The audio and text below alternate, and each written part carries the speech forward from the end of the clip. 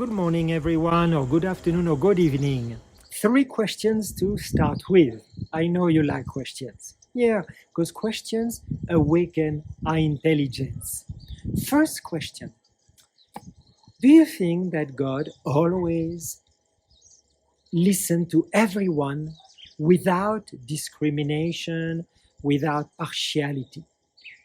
What do you think? Looking around you, you may say, oh, God has listened to the prayer of my neighbor, of this person in my family, but he never listened to me. Or he always listened to me. Whatever I ask God, he gives me. But what about my neighbor? What about people I know who ask God a lot, who pray a lot, and God doesn't seem to satisfy them? So, what do we answer? Does God listen to everyone? The second question is linked to that one. Do we need to fulfill certain conditions to be listened to by God? What do you think? Do we need to tick all the conditions that are filling the gospel and the Bible in order to be listened to by God? What do you think?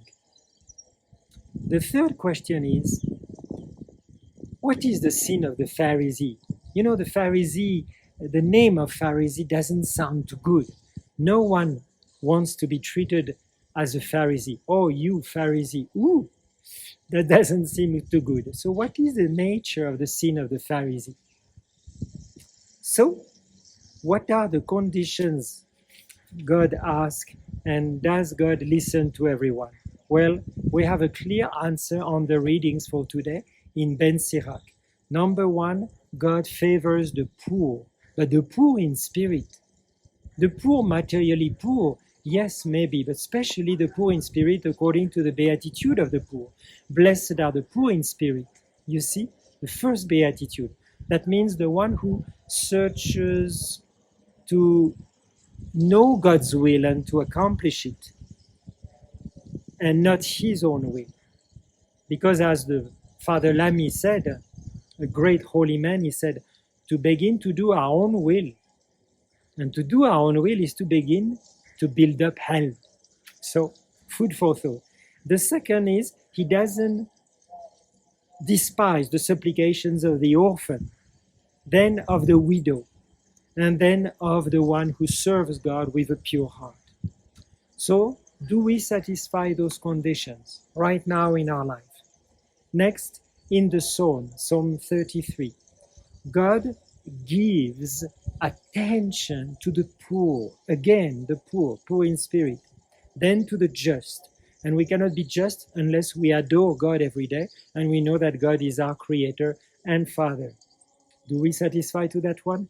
Do we adore God each morning when we get up? Then he privileged those who are in distress, those who are in anguish, those who have the spirit so down that they cry out to God more easily than the one who has everything he wants in life. So God allows suffering sometimes and trial so that we can cry out to him. Let's not forget. Then in the gospel, we can see that Jesus wants humility of heart. He doesn't like self-justification, auto-justification, vanity. Oh, I am not like those. I compare myself to others. No. Jesus wants us to be very humble, and sometimes in our life, he places us in situation, or he allows certain situations to happen without apparently helping us, to show us that we need him, that we cannot be self-sufficient in this life on earth. We think we don't need God. We say, I am an atheist and I am an agnostic. I can do everything by myself. I don't need God. This is extremely dangerous. The most dangerous sin on earth is pride, because that's the original sin. And if we remain prideful and full of vanity, looking at ourselves, at our capacity, not looking at others and not looking at God, you know where it ends up? It ends up in hell, but certainly not in heaven. So let us be humble and ask this grace to God. Lord, make me see my sins as I am. Let me see myself as I am, so I can acquire real humility.